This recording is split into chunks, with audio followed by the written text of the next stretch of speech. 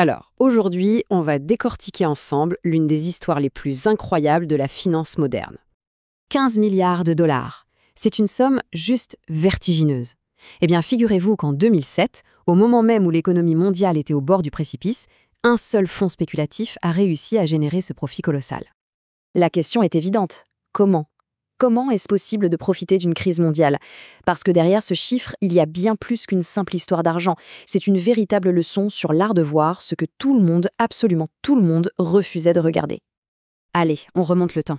Direction 2005. L'ambiance à l'époque, c'est l'euphorie générale sur les marchés financiers.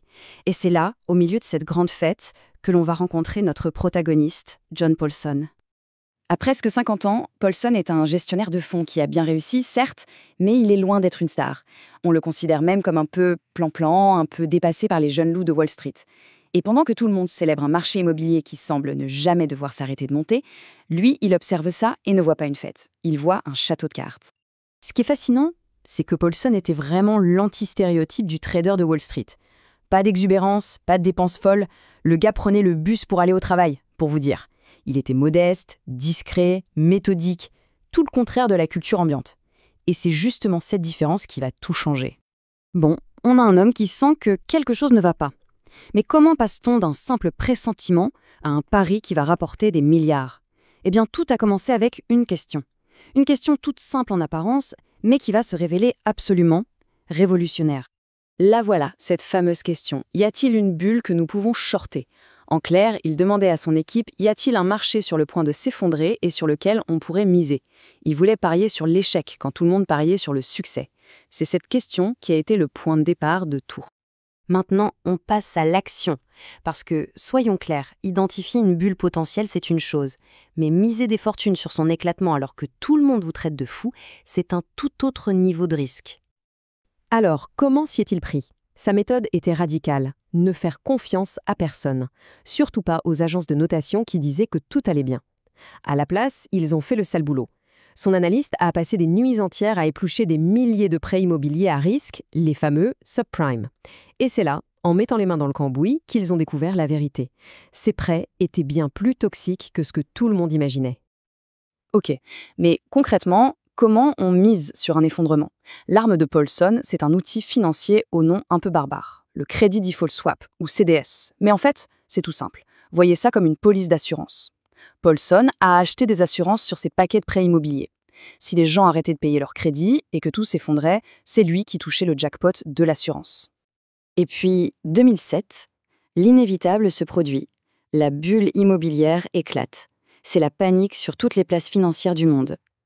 Et pendant ce temps-là, le pari de Paulson, lui, commence à payer, massivement. Cette chronologie est juste dingue. Début 2007, les premières fissures apparaissent, son fonds gagne 71%. Et puis arrive l'été 2007, le chaos total. En juillet, alors que les marchés s'écroulent, son fonds fait un bond de plus de 75% en un seul mois, et en août, rebelote plus 26,5% pendant que les autres sont en train de couler. C'est la définition même d'aller à contre-courant. Au total, sur les 9 premiers mois de 2007, le rendement moyen de ces fonds atteint plus 340%, un chiffre presque irréel. Il ne s'est pas contenté de survivre au crash, il a surfé dessus, pendant que des géants de la finance étaient littéralement balayés. Et si on le compare aux autres grands noms de l'époque, eh bien il n'y a pas de comparaison possible. Ce graphique le montre clairement. Paulson gagne personnellement 2,7 milliards de dollars. C'est plus du double de son concurrent le plus proche. Il ne jouait tout simplement pas dans la même catégorie.